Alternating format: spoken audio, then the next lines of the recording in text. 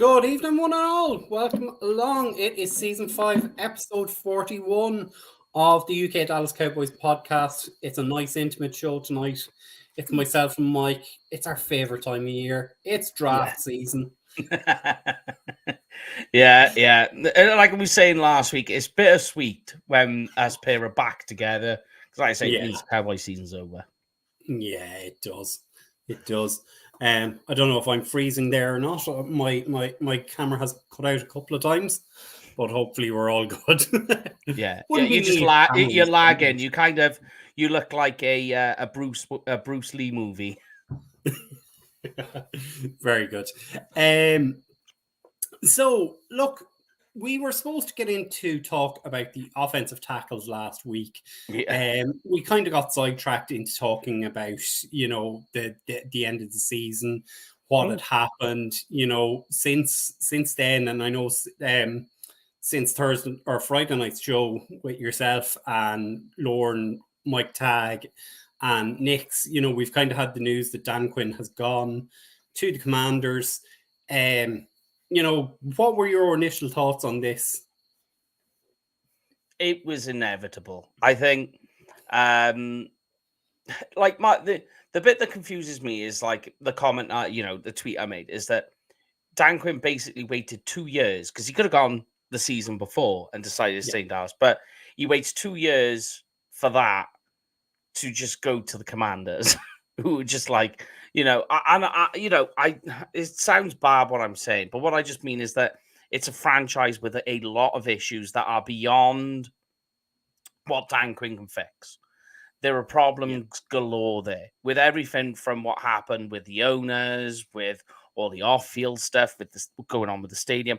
These are all things that Dan Quinn can't fix. Dan Quinn can only do so much there, but it's a lot of stuff that's fractured within that organization that goes beyond. And I've got to be careful because we're good friends with UK Commanders, and they are good guys. They're next to the Giants, we get on with them pretty well. Yeah, but without sounding like I'm being too, disparaging to it all, it's just, to me, it was inevitable. Dan Quinn was going to go. He was going to. Yeah. He was. It was in the cards. You were just waiting for it. I was surprised he came back for another year, but it just seems weird that that's your choice, or that's where you end up going after all that time, after all the commotion and kind of the hush whispers, Yeah, and I mean, I like to that. We've also lost Joe Whitt Jr. He's moved on to be Dan Quinn's defensive coordinator up in Washington. Yes. I mean, it looks pretty inevitable that it's going to be one of Mike Zimmer or Riverboat Ron are going to be the new defensive coordinators. Yeah. I mean, like that, like Zimmer and people, I've made comments. Yeah. And I kind of got blasted a bit. It's the way social media works. But it's like with Zimmer, I understand the positives with Zimmer, right? That, you look at the coaching tree that he comes from, his coaching style, like he is very, what's the word I'm looking for? He's very, he will manipulate his defense to move with the times. Yeah. Where Dan Quinn was quite stuck in his style, Zimmer will alternate. He will move and he will flex and he will make changes to how he sees fit, which is good in one sense. And also you look at like you look at the top teams in the NFC, right? And you go 49ers, Green Bay are on their way up, you could say. With what they've done, maybe not so, Lions, but not so much with Zimmer. But you look at the teams he's beaten in the past, who he seems to have their card. He knows how to beat them. It's the Shanahans. He's got that card.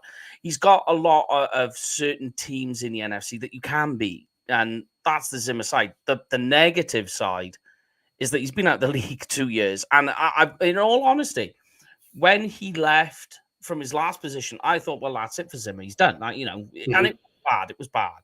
When you look at the way it declined very rapidly, you kind of go, all right, he's never coaching again. And then all of a sudden, it starts to raise his head. You go, okay, this seems a bit weird to me, And I know there's the familiarity as well with Dallas and Zimmer when he was the linebacker coach? I think he was defensive coordinator, was he not? Probably, yeah. I'm trying to think now. It was a long time ago. But anyway, and same time as Sean Payton. Yes, that's correct. Yeah. And then, like on the other side of it, then you got, you've got Ron Rivera. And I think so he's, I would say, the better in terms of what you get. The issue is you think of his defense and how he puts it together, that his is very much slightly different. It's better. It's better in one sense that, the run stopping will come into play. That linebackers become a priority. With Zimmer, it's the other way around. It's defensive backs, when you think of his style of defense and you look back. So like with the Rivera one, I think that the scheme is easier to beat. But he's going to have a tighter ship. With Zimmer's more the defensive, but he's going to alternate, he's going to flow and it's going to match. But I just worry with Zimmer, like you just go, well, he had a chance. But some people, and I've said it myself, so I'm eating my own words. I've said it in the past where I've said, look, there are some guys who are built to be head coaches. There are some guys who are just not cut out for it, that they're better suited to be coordinators. So I'm eating my own words when I talk about Zimmer in that sense, For sure. But I suppose, look, what we're here to do tonight and what we always try and do in the off season is, as Brian Broaddus himself would say, we try and investigate and educate and give you the names of some people to start looking out for. We're about, 2.5 months out from the draft at this stage. Everyone wants a left tackle. Personally, I want a center. But there's not one person who doesn't want us to go O-line in the first 2 rounds at least. And what we're trying to do with this show tonight is to kind of talk about, say, the elite offensive tackles. What we have, we've 6 players, and Mike is going to give you the breakdown where this player will fit in, what kind of scheme they're going to fit in. If you haven't seen any of his work over with Blogging the Boys, make sure and get a read of that information. He goes into a lot more detail on the players, the good, the bad, the ugly sometimes, because there does be ugly, so it's good, it's balanced reporting. But I mean, the one player that we'll probably start talking about first, Mike, is the most ascending player in this year's draft. Joe Alt, left tackle out of Notre Dame. And before I kind of throw it over to you, I mean, I saw this guy in the flesh in Dublin in August. And I text you, sent a message to all you guys after the game. This is it, guys. This is who I want. And now I've said it. It ain't going to happen, but I don't think he's even going to get near the Cowboys. Yeah, this is the draft, so I always say never say never. Yeah, I mean, like, he comes from Notre Dame. Notre Dame, quite renowned. They've got a good coaching staff, especially in the offensive line, and they produce offensive linemen. If you disagree with that, just go back, look through it. Zach Martin. There's an example. We've already got one. Joel, actually, tight end, obviously, to start off with. His dad was in the NFL, played tight end as well. A lot of sons in this NFL draft, so there's another one. It's crazy. You start to feel old now about that. Yeah.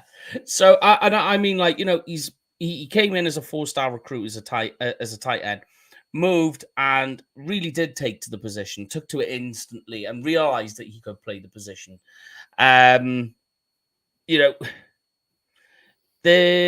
I would say, in terms of things, his pass blocking is better than his run blocking, but it's not to say his run blocking is bad. But the guy, I mean, nearly 400 pass blocking snaps last season, 5 pressures, 1 sack. I mean, that's just insane production. What do you think of the that he's playing? Clemson, for example, teams like this and that are renowned for having defensive lines. I do think he is. Ooh. Actually, I'm going to take back what I was about to say. So right now, okay, I won't take it back. Right now, he is the best offensive tackle on the board. But that's not to say by the time draft day comes, after we've had pro days, combines, and all the rest of it, he is still the first one. Because it's very, very tight in terms of 1 and 2. People have said, and they what does he remind? Who's the best player? To remind you of what he's like, a comp. And I've said, well, the closest one really I can think of at the moment is Penei Sewell. That type of level of guy. If I was to give a score, I would say, in terms of if I was to write it down, I think I have actually. His pass blocking on Madden score would be a 96, and his run blocking would be a 92. Yeah, that's how I would put it. I think that's very fair. Yeah, but go on. I mean, you give it to me, and then I'll give you some more information. What just a couple of notes I've written down on him. What do you see in him then? I mean, what I see in him is, again, it's size, it's ability to just dominate his man. He's 6'8", 315 pounds. One of your favorite things you always say is, when he's playing, does he look like he's a dad playing with his kids? And he did. That's what I saw. He was throwing guys around. He was pulling and playing in as guard at times. And that's what you want to see, that flexibility, those movement skills. There was nothing, there was no misplaced steps in what he did. Everything just looked easy. It looked like he was doing this, and he could do it much more readily at the next level. Yeah. I mean, like you say, good size. I mean, the thing, I think, when you look at it, and I think it's probably from playing tight end, is you see very good agility, very springy on his feet, good foot movement, he's flowing, the lateral movement's good, and his pass blocking technique is just textbook. Everything's there.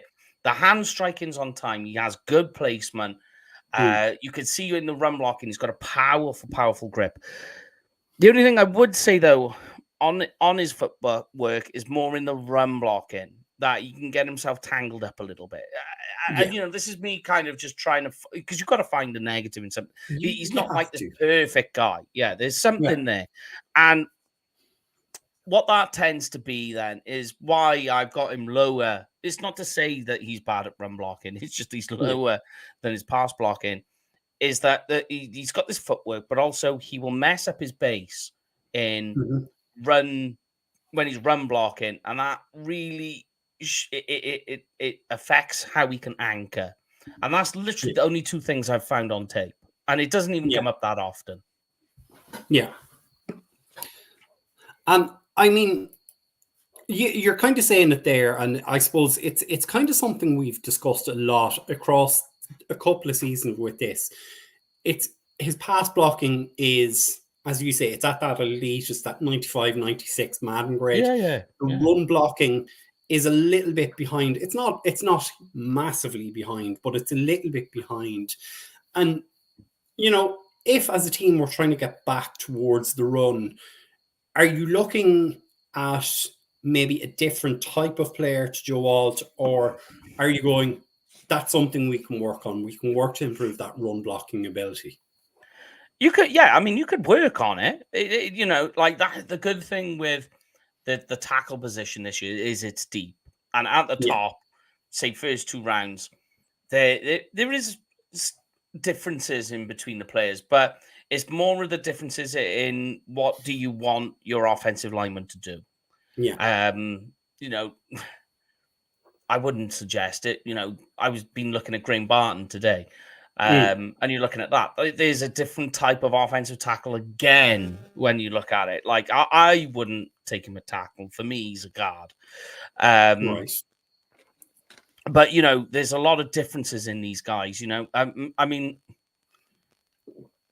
I think Joe Alt is the guy who you can throw in straight away. And you know, a few of the things, the technique wise, you can clean up a little bit initially, but it's stuff that will come on progressively. And we always say the offensive line, there's not many offensive linemen, even Penny Sewell, who we just mentioned, they just take a little bit of time to just pick it up a little bit. Do you know what I mean? It just takes time, even if you're the best, and that's the same with Joe Alt. That is certainly his rookie season. You know, I mean, we had it with our guy, you know, Tyler Smith, who we put, you know, like that. There's another that not all of them will just drop in. They're not all of them can be just Zach Martin. You know, Zach Martin is a unicorn who can literally go in and do what he did. Some of them just take a little bit of time, and I think that's going to be the case you have with Joel. He's not going to kill you in his rookie year. Yeah, and I mean, if I was kind of to do a comparison, and like Peter Skoronski is pretty similar size, who came out in the draft last year, and I also saw him. He played here in 2022 in the Aer Lingus Classic, and I felt looking at him, there's a good player. I'm not 100% sure on. When I saw Joe Alt, I was like, yeah, there's definitely a player there, you know. And I think, as you alluded to, like Skoronski had growing pains this year in a poor Titans team, you know. Is that potentially going to happen with Joe Alt, depending on where he lands? Because I've seen drafts where he's gone number 1 overall. I've seen drafts where he's gone 10, 12, 15. So, you know, it's just that time of the year where you're never sure where a player's going to go. That is for sure. I mean, like you say, when you said there's no chance, okay, let's go back and watch our 2019 draft shows talking about how CeeDee Lamb is never going to get to us. Yeah. You know, you could just never say never with all of this, you know, and you know, I think Joe Alt fits. He certainly fits a need, and he would fit the offensive line. Who's going to be the offensive line coach? You know, there's a big question mark there as well. You know, I wouldn't be upset if that was the pick. I'd be quite happy, you know, but he would have to fall quite far, which would make me ask a few questions if he did. Yeah. And I'm just going to pull up Ultra Cowboys comment here, because, you know, it does kind of feed into a lot of what we need to be aware of. He's saying if Joe Alt falls past 7, Cowboys need to move up and grab him. That Mike McCarthy coached his dad. I mean, I would like to do that, but ultimately that's going to cost you your first rounder next year. It's going to cost you a few, at least. You know, so I don't think you're going to be going at 7, right? We're going to ring up and go, hey, Chicago Cowboys, you're coming up in a few picks. You know, can we talk about it? It's just not going to happen. It's a lot of stock. I think on a draft chart, that's like, you're probably talking like 2,000 odd points. And I think the Cowboys' entire draft stock equates to about 18,000. So you think you're probably giving up next year. You'd have to give up your entire stock. You'd have to give up next year's first, probably the season after, the second and the third. It's a lot to give up. Yeah. And I mean, it's not as if this team is a left tackle away from being successful. They're more than that. And that's why you need to keep your draft picks and be sensible with them, you know? Yeah, I agree. But I mean, the next guy I suppose we'll talk about, and I'm assuming the next guy you said, who was very close, number 2, is also out of the Northwest. I'm assuming that you're picking Olu Fashanu as your number 2. Yeah, they're right. For me, they're right next to each other. Like, Yeah. very, very different players. So Fashanu, I would say, is on par with Alt when it comes to pass blocking. He's just a little bit less in terms of his run blocking.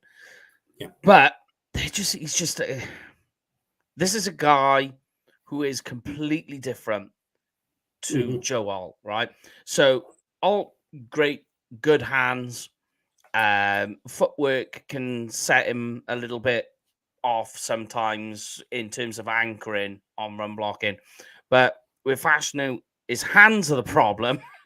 Yeah. So, Which you don't want.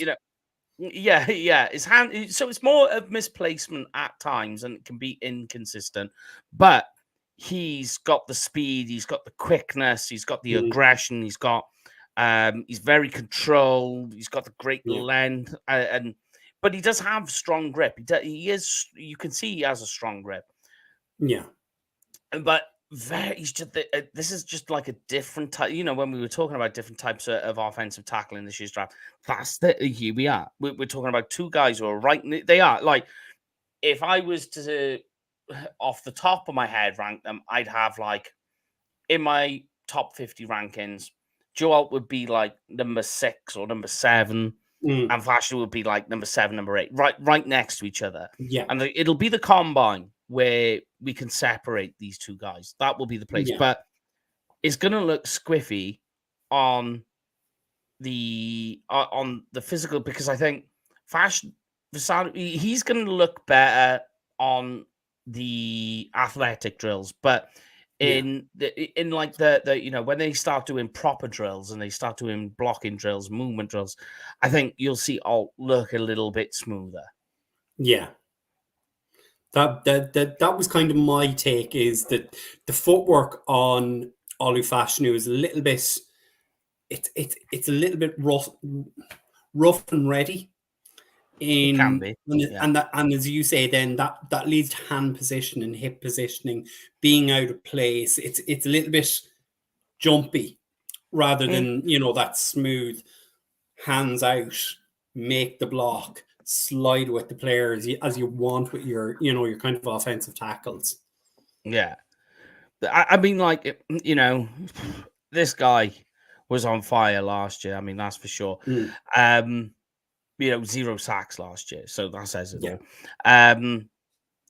Like, he's got a little bit of Zach Martin about him, and he is quite a smart player. He's just that when I've watched, because I've watched him live, maybe more than once last season. But watching his tape, and you see it, and you kind of go, "There's a little bit of Zach in there. I can see that." By just like his movements and everything, just the way he can squat down and he can get low.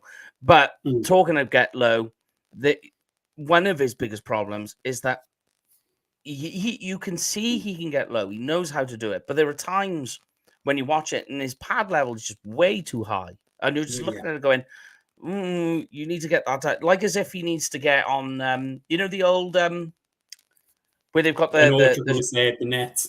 Yeah, and they've got the low roof, and it forces them to have to squat. And you just look at it, you're like, just get in there and spend a week in it, and you'll get it, And you play that game with that short roof drill over your head, and you just look at it, and then, but it's not all the time. It just comes up every now and then, and you go, get those, and you're watching, like you're shouting at it, like, get your pants on, get in, and then you'll go to the next play, and he's done it again, and you're like, oh my god, and then all of a sudden you'll just cut it out, and he's back to normal again. But you're just like, why are you doing that? Just why are you rising those pads sometimes?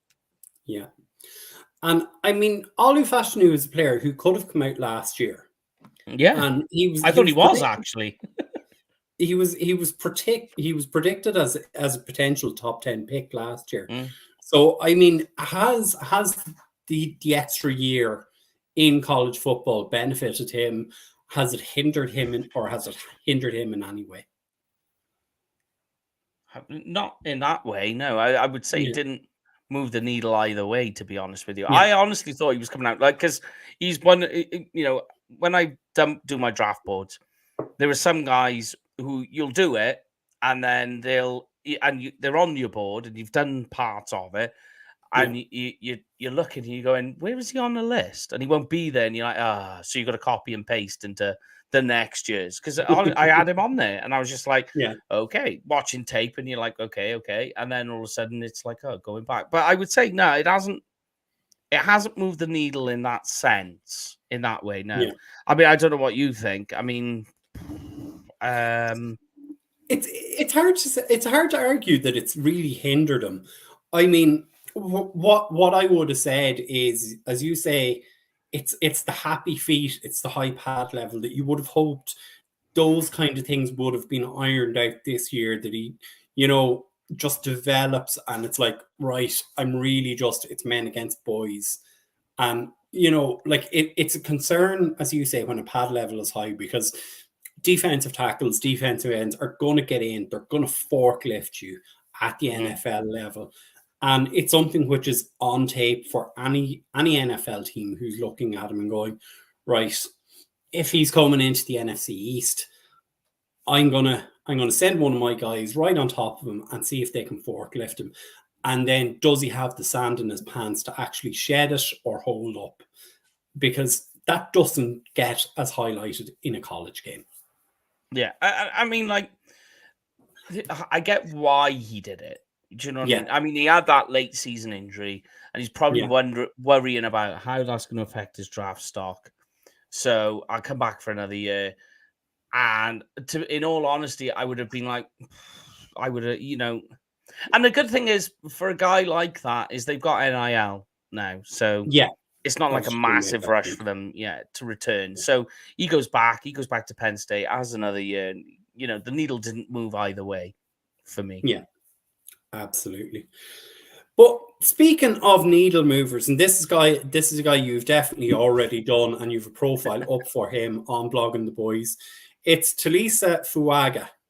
This guy is mean, he's nasty, and I like the cut of his jib. Yeah. We're talking about guys. So this is my favorite run blocking offensive tackle. Yes. Nasty, aggressive, he's gonna go out there, he's a mauler, is what he is. He's a mauling offensive tackle. The other two a little bit more controlled, but this guy, he's out for blood when he's run blocking. I would probably go to far. This isn't really a hot take. He's a better run blocker than the last two guys we just spoke about, and we're just talking about how these guys, the last two we just said, are like hovering around the top 5. Yeah, Talisa is just you watch him and he looks like he wants to go out there and just tear the guy's head off in running plays. Now the pass blocking has a lot of needs a lot of work. Yeah, but it's not going to kill you, because again, this is a guy who went out there last season. He allowed 12 pressures, 0 sacks. If you see 0 sacks, you're like, okay, and that's as a starter. Yeah. Hot motor, it never stops running. I would say in terms of like his run blocking, it's NFL ready. Like there's nothing, you don't need to do anything with that. Like you can just put him in there. If it's a running play, don't worry. If it's a running play, off you go. The issue with him, I would say, is that he has trouble with leverage, mostly because of his length. That's very, very poor. Yeah. It's slow footwork. It's lumbering. This is more in pass protection. It's slow moving. It can be very, very sloppy. And also, the other big one as well is the penalties, because he is so aggressive, because he just wants to go out there and just tear everybody's head off. There are times when he will jump off the market early, or because he in pass protection, he's arm barring the guy. That because he's lost leverage, so he's trying to regain it by arm barring the defender in front of him. They're calling holding on him, and in his mind, he's just like, well, no, I'm just trying to regain leverage on him. And it's like, yeah, but you're inside the pads. They're going to call that every time. And to him, it's not computing, because all he's thinking is, no, let me fight this guy off. I'm going to just scrap with this guy and I'm going to regain control. And you're like, no, what you're doing is you're giving the refs a reason to flag you. And I think he had something like 10 penalties last year. But when you go through it, every year it's the same. Yeah. And the thing about that for me, Mike, is, I mean, in a lot of cases, the guys he was drawing those penalties against, it's basically he was overpowering them. You're not going to have that at that NFL level. It's going to be a fight, whether it be with a defensive tackle, a linebacker, a defensive end. And, you know, he's not going to have that thing where he's just going to overpower the guys there. Yeah. And it should, in theory, reduce that penalty count against him. Yeah, I mean, once you coordinate what it is he's trying to do, because it's a little uncoordinated, which is why it's so sloppy. Then once you get somebody to come in and you just coordinate him and you sort of show him the techniques that he needs, it'll all come together quite nicely, and it will. It will. It's not that far away. I say it's not. It depends, right? Like, and here's the problem, you know, because now you're talking about teams he will go to. You don't know, and you don't know how that coaching and how he'll take to that coach. But you would expect a guy like him to just come in. He will take on to the coaching, and it'll all come together. Again, another guy. But I would say, if you want to talk about distance of how much he's got to learn technique-wise, Alton, Fasano, in terms of their run blocking, haven't got that much far. They haven't got very far to go to be NFL ready for it. Yeah. But with Talisa, the distance for him to learn the techniques on pass blocking is quite far. But it's what it is. It's a collection of a lot of things. So you just have to work through them. Yeah. Am I right in saying this? Fuaga's arms are quite short, and that a lot of people are projecting him as a guard. You could put him to guard, but length isn't. So that's what I was saying. So he loses leverage because of the length, because of his arm length, and so that's why he's trying to armbar, because he's trying to get underneath and he's trying to pull the guy back around. It's because of the defenders are able to get into his chest, are able to get to him quickly. So then because his arm length is short, that's why he's doing it. There's not too much of an issue with the kick sliding. He can arc the edge rushers out. You know, he's got that level of mobility there, because he is quick. Right, when you watch it, he's got the quickness and he's got the burst and the explosiveness. The top end speed isn't too bad either. But it's the length. It is very, very bad. When you watch it, you can see it's notable. I've made a note on it. On one of my first negatives is length very poor. Yeah, and I mean, it is something you want with your left tackle. Is that length. But that's why I've put on mine right tackle very specifically. Yeah. So if you were to draft Talisa as a tackle, you want him right tackle. 2 reasons is the arm length. The next reason is the powerful run blocking. But if the pass blocking's bad, if he's on the right side of the line, it's on the open side of your quarterback. He's going to see the defender coming at him, hopefully. Whereas, you know, like if he's your left tackle, if he's your starting left tackle, he's coming on, you know, the quarterback's blind side at their back, so he's never going to see it coming. So very, very specifically, I've put that Talisa is a tackle, but he's a right tackle. Yeah. And I suppose is that kind of the concern with a couple of the guys that we have picked out for tonight, is that they're more likely to be right tackles when they come into the league rather than that elite level left tackle. Yeah, so so I've got Joe Alt, I've put left or right. Yeah. For Sanu, I've put left or right. Offensive guard, question mark, is also a move there. The issue with having him at guard is his size, because he's nearly 6'7", so the size would be an issue. For the other three guys, the other two I've quite specifically put right tackle down for them. Yeah, I'd concur on that. Yeah, and I mean, if we flip it on to the next guy, this is a guy who's played at an elite level his whole career in college. It's JC Latham coming out of Alabama. And my first scouting report of the year was JC Latham. I think this is a guy. People will say, "Oh, I don't know. I don't think he will fall to the Cowboys." I think he could. There's a possibility. Because there's two big reasons actually why. But this guy, 5-star recruit, and he's out of you go, okay, there's a big tick in the box. And I know I say it a lot, but it does count for something. In the SEC, when it comes to certain positions, if you are good at that position, you instantly grab my attention. Offensive lineman in the SEC is one of them. But JC Latham wasn't just good, he dominated. Alabama for a starter, and he dominated.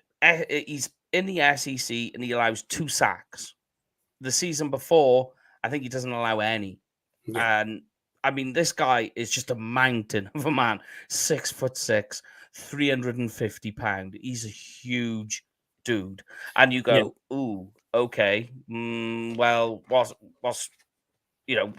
so how is he not high? Because this guy, I would say, is so the Cowboys are picking 24th.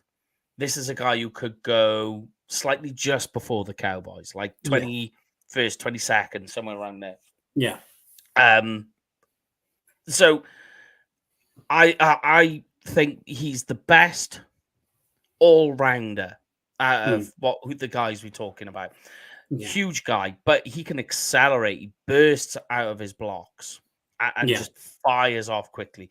Insanely strong punch, powerful punch that just stuns defensive ends. And you can see he's fluid and he's got good motion. And there's a few of these guys that can get flummoxed and flustered by stunts and twists. It just does not bother JC. There's a lot of it in the SEC. There's a few teams that love to do it, and whenever JC's up against, it doesn't phase him at all. You can see he just does. He's fine, strong upper body. He's strong in the running. Very powerful upper body to move guys on run defense, on run blocking.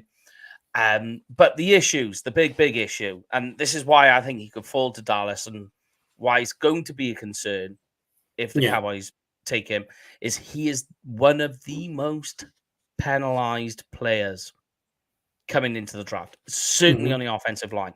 So he had a whole bunch of penalties this year, like 11 penalties this year.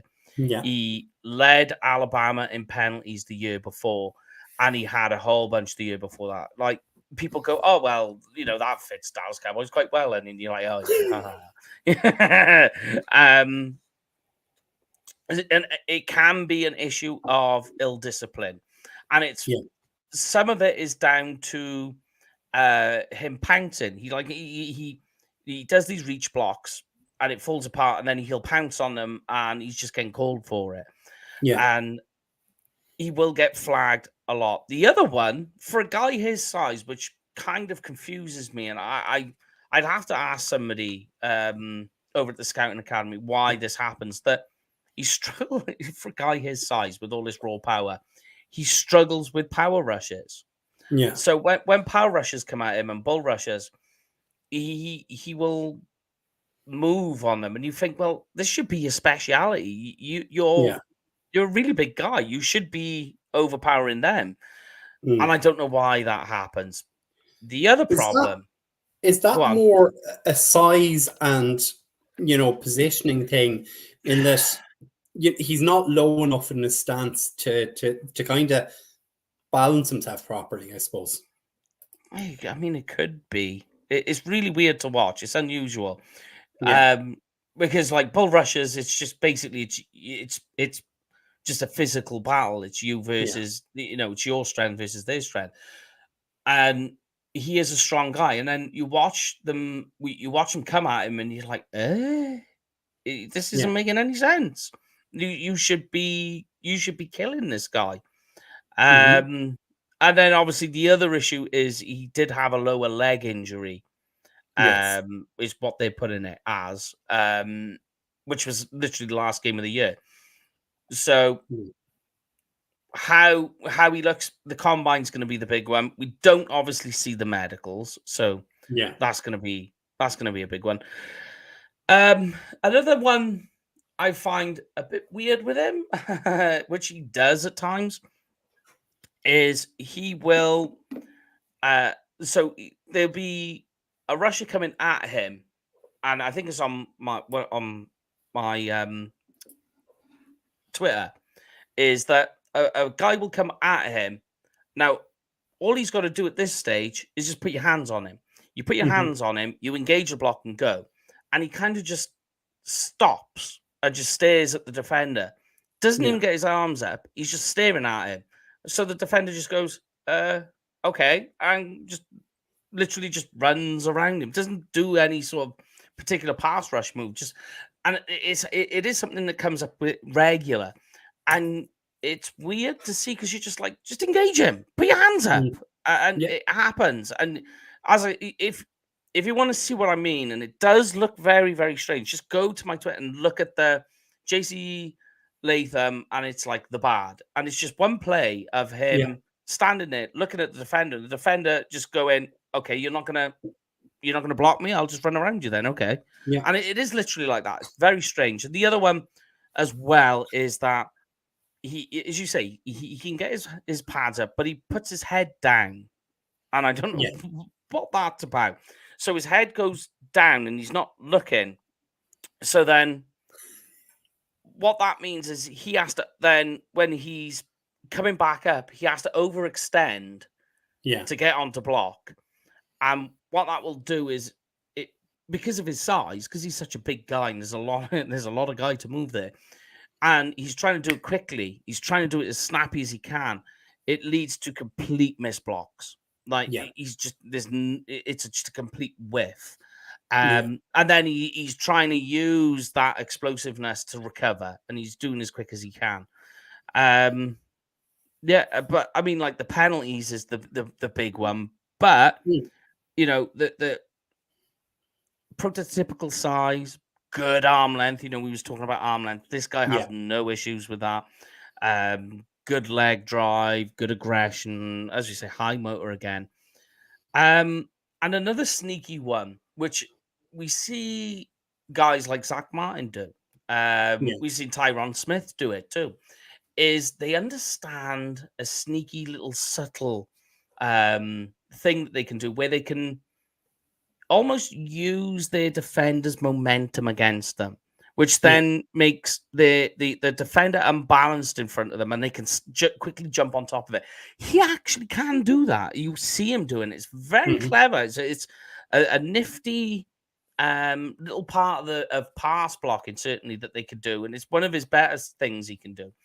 And he understands. You can see he understands the player's body movements and emotion, and he can use that momentum against them, and that makes defenders that he's been up against stall in their pass rush movement. It's quite good to watch. It's quite a what's the word? Elite nuance that he actually has. Yeah, and I mean, if you're talking about JC Latham, you're talking about a guy who's definitely going to be a Pro Bowl caliber player. He is edging on potentially all pro if he can get it all together at that next level. Yeah, he's got to sort out the overextension issue, which can make him have penalties. The penalty part of it needs to be organized, needs to be sorted. Like I say, it's you see him do it. It's like this pouncing moment because he's trying to recover when he's lost leverage, and the reason he's lost leverage was he kind of just missed out by a fraction of a second. Yeah, the timing of his hands. Yeah, I'm going to remind you of one player though from a couple of years ago, who was also the most penalised player in Power 5 football, and you know who I'm going to say next, don't you? Come on, then. It's number 73 for the Dallas Cowboys. The crown jewel. Yeah. I mean, Tyler, what did we say? Tyler had something like 13 or 15 penalties in his final season with Tulsa. I think, it was something like 15. Yeah, you're quite right. Yeah. Yeah, it was a crazy amount. I mean, moving from JC Latham to another offensive tackle from the SEC, where Latham has played consistently for the last 3 years in Alabama. The knock on this guy is going to be the fact he's only played 8 games in college with Georgia. We're talking about Amarius Mims. Again, he's going to exclusively be a right tackle. Yeah, I've got him exclusively right tackle. And as you say, the issue is the lack of experience. And last season, he plays 6 games, has the ankle injury. That's a big concern. So you're kind of like wondering where that lands him. For me, I try and envisage where he can land, because like I've got some people saying he's a first round guy, and I'm like saying, you're saying he's a first round guy, but for me, a first round guy I need to be assured of it. And I'm not assured with Mims. I'm not saying that he's a bad player. Yeah. To me, he's like just a much bigger Laramie Tunsil, without jumping out of windows. But that's what he's.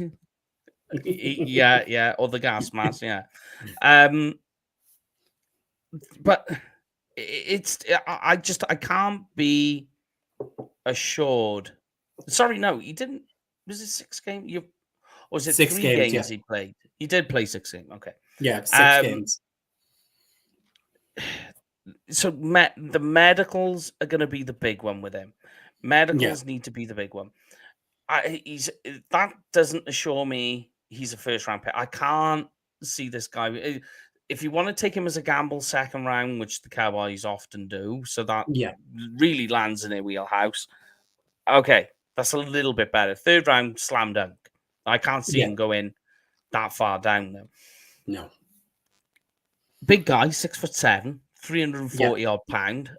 He is a very big guy as well. He's one of those guys though who he does look big, but when he's on the field, for some reason, he stands out. He's even bigger. Like there's some people who just look bigger when they're down on the line, and you're just like, okay, he's very obvious down there. I can see him. Big hot motor, and he's got this hot motor in the games you do watch where he plays, where he's one of those guys who, as the game progresses, it just seems to be his motor gets hotter and hotter. It doesn't slow down.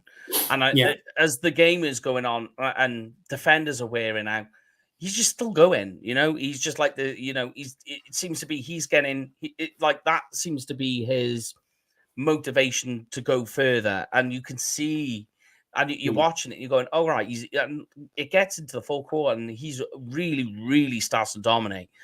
For a guy his size, though, nimble. Like I've 2 words. I've got big size, and then in brackets, but nimble and springy. So he can stay squatty when he's in pass protection. Really good knee bend. Very, very rarely do you see waist bending with him. He's squatting. He's down low. He's just there.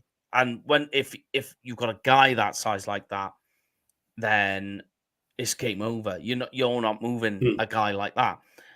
Yeah. But the problem you've got is that he plays unbalanced at times. Very, very unbalanced. Yeah. Yeah, and and when you're a guy that size and you see it, you're like, oh wow, yeah, this is really weird to see from a guy like this. Yeah. And as the saying goes, the bigger you are, the harder you fall. And So when and when you're unbalanced and you're of that size and somebody gives you a shove in the right way, you're falling. Like you say, he falls. Yeah. That is his problem.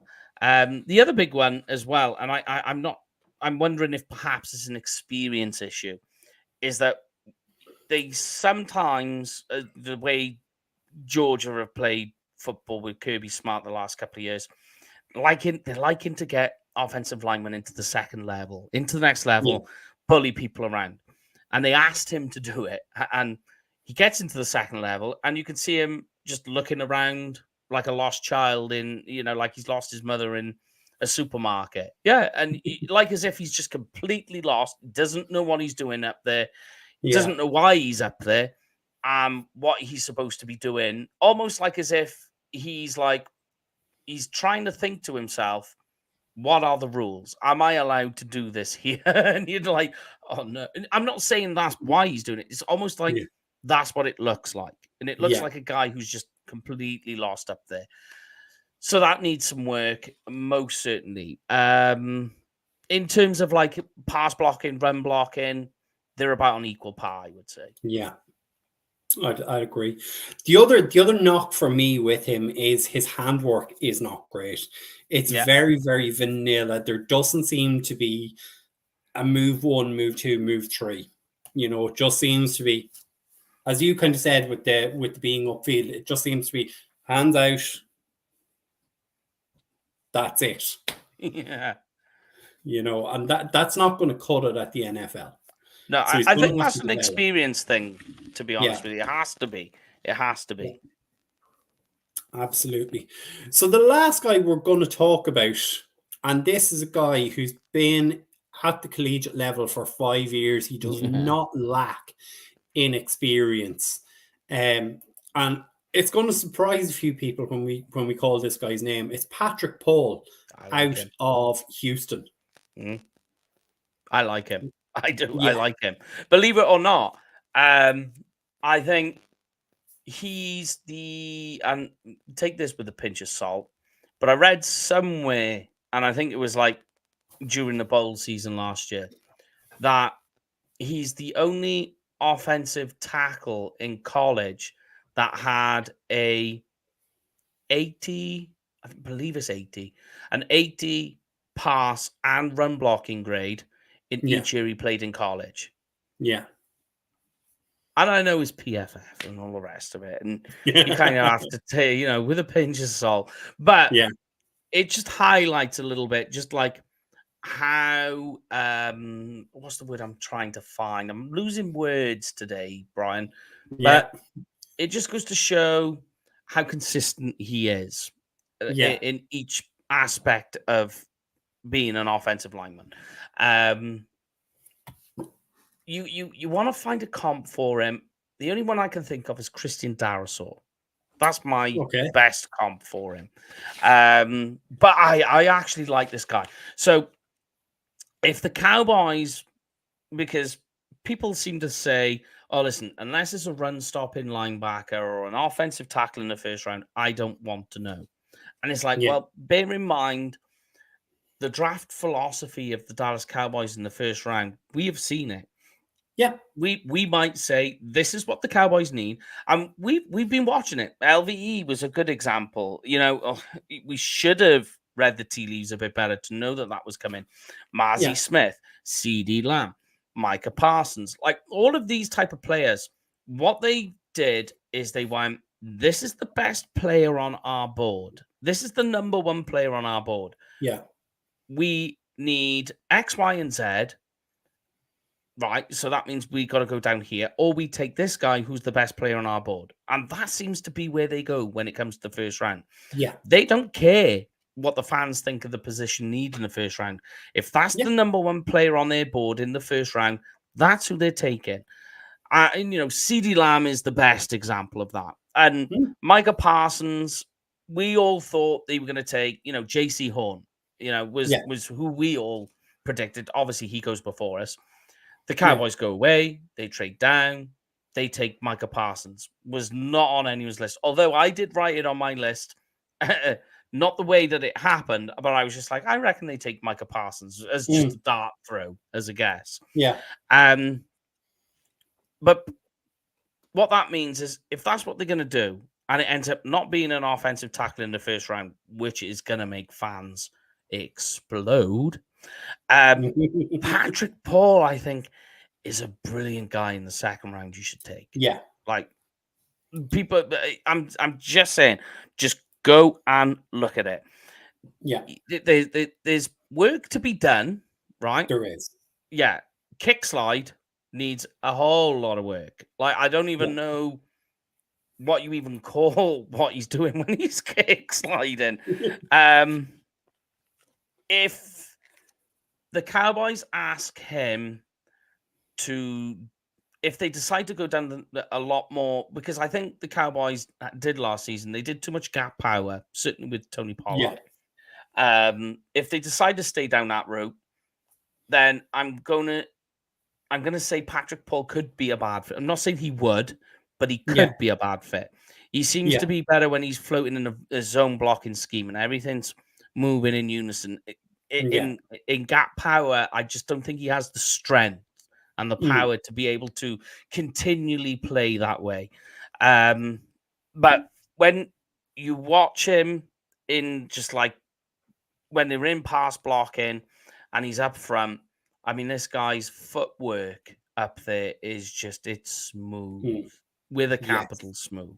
Like, this guy's footwork is red hot. You can also see there's something in his mind that he's able to coordinate the other offensive alignment around him, and he understands what the defense is doing to them. And like, he's able to process it, relay it, and understands it, and he gets it right, showing that he's got a very high cognitive level of understanding in terms of football. High football IQ is how people write it. Really good anchor. We're talking about guys staying low. I mean, this guy is low. And they always say lowest man wins. Yeah. Patrick Paul is a guy who gets low. And it's crazy because he's 6'7", right? Yeah. He hovers. I know there was talks of his weight, and it hovers. He's listed as 315, and I think it's more like 310. Maybe you can shave like half a stone off that. Yeah, I think I've kind of seen 330, 340. But I mean that's something that's going to drop as he approaches the combine anyway. Oh, definitely. I would say he's not going to be that way. He's definitely not. He's more like down the 310 mark. Yeah. And, for a guy of that size and length to be able to get that low, I mean, it is really, and he'll stay there, and he can stay low and move. The issue is when you have him when he needs to get up and start moving laterally, and not so much laterally, but the kick slide. The kick slide does need some work. So I'm going to stop you there for a second, Mike, because a lot of what you're saying can be resolved with one simple move. Yeah. So go back over some of the things you've just said in terms of high football IQ, anchor. Yeah. Can tell players what the defense is doing. Gets low. I mean, are you not describing a prototypical center? Yeah, I mean, the issue is the height, right? Yeah. The height is a big problem. Like, if you want a 6'7" center, I mean, if he can stay low and he can get low, which is good. But it doesn't mean it's going to be all the time. And how's that going to affect Dak when he's trying to find like Jake Ferguson on the scene? Yeah. I do really like Patrick Paul. He's every time when I've put it on a few times, I have pretty much finished my work on him. My what I've been looking at. I mean, everything I've seen so far, you're kind of just like, oh, there's great value. If the Cowboys can get to him in the second round and he falls to them, I mean, that's perfect. Second round, you could play, and you put him in at left tackle for the Cowboys, in this season coming up. Yeah. You're not going to have a problem. You won't. Yeah. Like, people are going to complain with the run blocking, for definite. But, like, the run blocking, like here's the funny thing, is that he's going to be next to Smith. Tyler. Tyler Smith over on our side, who is a fantastic run blocker. That was one of his big things. You were like, he's the best run blocking offensive lineman in the league. So if you've got them pair playing together, the pair of them, as they communicate and they talk, he's going to pick things up, and they're going to work in unison over there. It's just more the gap power thing, I think, with the run blocking, as opposed to it being a complete issue. That you're gonna, if you're asking him to try and do too much gap power on the left over there, he's going to struggle because he lacks in that regard in terms of power. Yeah, I mean, the thing I see a lot of people saying is, look, he's not a first rounder. He's definitely a second rounder. And I mean, yeah. You kind of mentioned it there earlier in terms of the Cowboys don't care in terms of who they pick as their first rounder. It's the best player on the board. Yeah. But the Cowboys always cover themselves in that in free agency, they will fill out all of their needs. And then they will go into the draft and go, okay, we can take first round, best player available, second round, a project, which kills me every year. Yeah. But if we do manage to get Tyron Smith re-signed for another year, and look, his play this year was good enough. If you can get him back, that it allows you not to have to go out and get a veteran left tackle to bring in. It allows you to play Patrick Paul as a swing tackle in certain packages. When Tyron goes down, because we always know Tyron will go down. There you go. You then have Patrick Paul there. So you're not just going, right, Patrick, you're here, you're a left tackle. You're going, right, Patrick, you're going to learn off the best left tackle of the last 15 years for a season. You're going to play with potentially the best left guard in the league beside you. You have time to develop. So, it's not like a second round chance that you're taking, in terms of Sam Williams, Kelvin Joseph, all of these guys that they've picked, and you're kind of going, I'm not sure about that pick.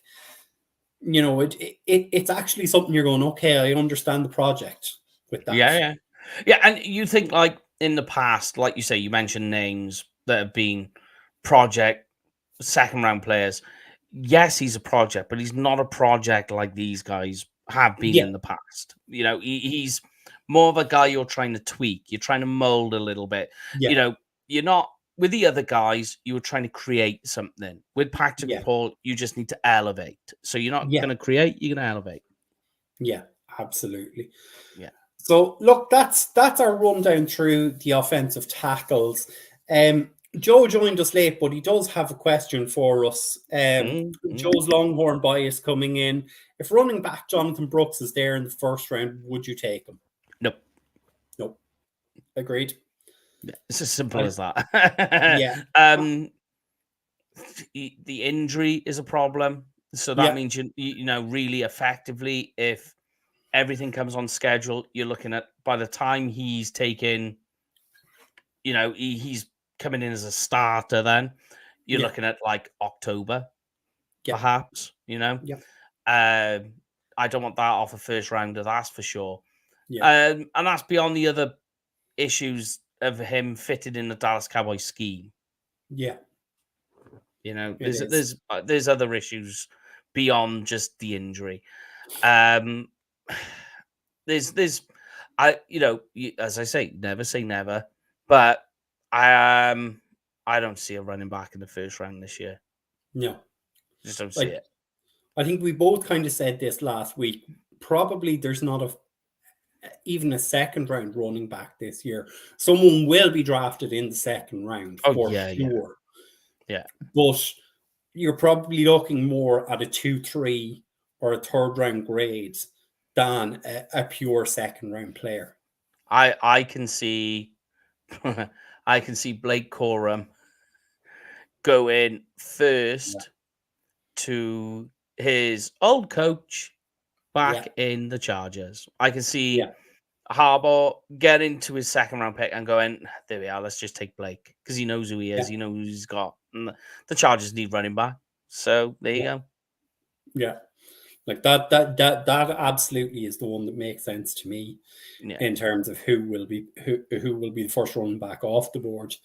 I mean, it's still, for me with running back, it's difficult to actually judge who is the best one, because there's some who would say it's Jonathan Brooks. We both think Blake Corum will be the first one off the board. Trey Benson is right there with the two of them as well. He's my favorite. He's actually my personal number one running back is Trey Benson. And I there's a lot to like. Obviously, there's issues that again, which is why he's not a first rounder. But I think of all the running backs, like Corum's got his issues. I think he's the most complete without huge red flags, The others have red flags you need to investigate a little bit more. Yeah. I mean, the injury history for Corum will play up for a lot of teams. But as you say, Jim Harbaugh is now in charge in the LA Chargers. So look, if you want to get your bingo card out right now, you can mark us up with Blake Corum in second round to the LA Chargers. Yeah, and I reckon that will be the first running back on. And, it's not just the familiarity from Michigan. It's, you think Harbaugh offense, it's twin tight end sets, a lot of 12-man first now with a lot of running game. It's run.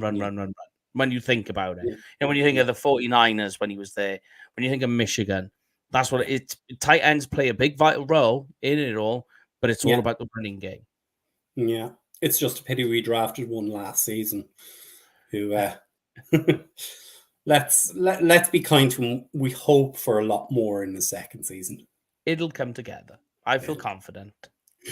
But look, we're nearly at the end of the show, Mike. So I mean, look, obviously you're back on Thursday night. So what are you guys discussing on that show?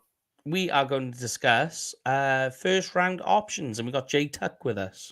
Oh, very nice, very nice. So that is definitely one to tune in for. So that'll be 9 o'clock here in the UK and Ireland, 4 o'clock on the East Coast, 3 o'clock Texas time, and 1 o'clock on the West Coast Pacific time. But next Tuesday, Mike, we're going to give you the choice. What are we going to be looking at as we flip to the defensive side of the ball? Ooh. Oh, right. Yeah. Should we go defense? It's all right. Well, let's go with the obvious then. Let's go with off-ball linebackers. Oh, that is going to be a very fun program indeed, because depending on who, and we would hope for a defensive coordinator announcement before then, it could reshape some of the draft picks. Oh, yeah, definitely. Like, the way the draft, in my mind, how I was thinking it was going to go, because of like all the coaching changes that happened this year and coordinator changes specifically as well. Yeah. I'm just kind of like, okay, need to rejig all of this now. Yeah. Cowboys being one of them. Yeah. I did like the comment from Brian Broaddus on the draft show last Thursday when they were talking about potential defensive coordinators, and his thing was, Mike Zimmer is the favorite for me. Just don't allow the man into the draft room. Yeah. Okay. So that's something to watch out for. We don't want to return to the Rod Marinelli project days. Yeah, no, let's not have that. And I don't think it's going to happen. I think, Jerry made the comment all in, and people are like, what does that mean? And they're trying to pick holes in whatever it's supposed to mean. It is a weird comment, whatever it is it's trying to make. And people are like, I don't believe it. It's just lip service. One thing I will say that I've taken away from that comment is these second round project players, that have come in with injury, the Jalen Smiths, all that's gone. Forget about that. The second round pick, he's going to tell Will McClay, I want something solid, reliable right now. I'm not worried about the future, I think what we're going to see. So we're going to see a slight evolution with that second round pick. Yeah. And I mean, I don't think that's been unreasonable. I mean, Joe was saying he's been saying all in for years now. I don't believe him anymore. I mean, the take I would have, and I understand the frustration that Joe has, is last season we said going into free agency, the Cowboys won't do anything in free agency. They'll do their usual bargain basement thing. And they went out and traded and got in Stephon Gilmore and Brandon Cooks. Yeah. So they're not averse to it. We would like to see them be a little bit more aggressive, but they have shown willingness to change. It's been a shift for definite. And I think it's Jerry Jones not just getting impatient, but he's also starting to see the finish line. And I don't mean that in a nasty way.